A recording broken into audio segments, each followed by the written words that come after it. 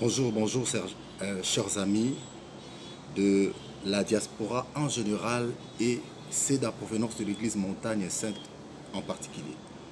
J'ai un petit message pour vous et j'ai observé une chose en moi ces derniers temps quand le Seigneur me met à cœur un message à communiquer aux gens.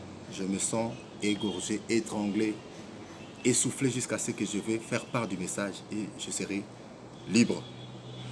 Et le message en question se trouve dans le livre de Néhémie au chapitre 1er, précisément au verset 3. Mais je vous convie de lire tout le chapitre 1er de Néhémie. Et là, vous allez mieux comprendre. En fait, c'est quoi? Néhémie a quitté son pays, Jérusalem, Israël, donc, pour aller à l'étranger, dans la ville de Suse, pour chercher son Eldorado. Et je suis convaincu que là-bas, il s'est retrouvé dans la vie. Mais un jour, il a rencontré un des membres de sa famille et des autres frères en provenance de son pays. Il leur a posé la question sur les autres frères qui étaient restés au pays et sur Jérusalem, seulement Jérusalem. Je veux m'atteler à Jérusalem pour dire que Jérusalem signifie l'église. C'est parce que à Jérusalem où était construit, où est construit le temple de Jérusalem, le temple du Seigneur. Là où Néhémie a rencontré le Seigneur, là où il a commencé à servir Dieu, à Jérusalem. Il a demandé les nouvelles de Jérusalem. Ça, c'est pour dire quoi? Vous savez, ce que la Bible a écrit, c'est pour nous enseigner, car c'est cela la volonté de Dieu. Le message que je suis venu vous apporter, c'est que on n'abandonne pas son Jérusalem.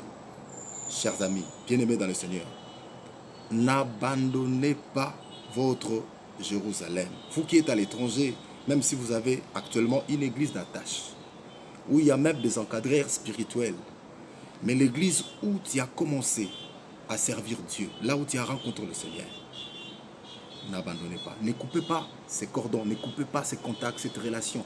Gardez-les parce que c'est très, très, très important. Qui sait que votre salut peut provenir de votre Jérusalem? Qui sait? Voilà pourquoi il faut toujours garder ces contacts, cette relation comme Néhémie. Bien-aimé, Néhémie pouvait demander autre chose.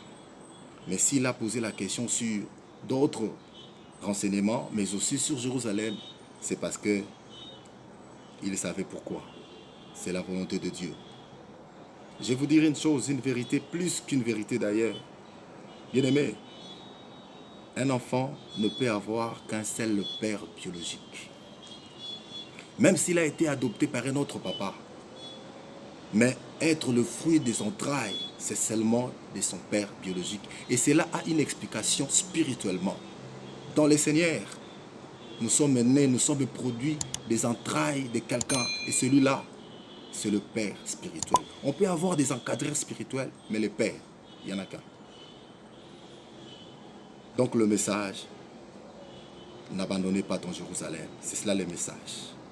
Je vais encourager ceux qui gardent encore cette relation, ce contact. Que le Seigneur vous bénisse. Mais je vais demander à ceux qui avaient coupé ces ponts, restaurez ces ponts. Rétablissez cette relation. C'est très, très important parce que c'est cela la volonté du Seigneur. Nous sommes au début de l'année. Je voudrais profiter de l'occasion pour vous présenter mes vœux de nouvel an. Laisse que l'année 2021 soit une année d'accomplissement de vos vœux et des grands projets suivant la grâce du Seigneur. Bonne année à vous. Je vous salue. Merci beaucoup. Que le Seigneur vous bénisse.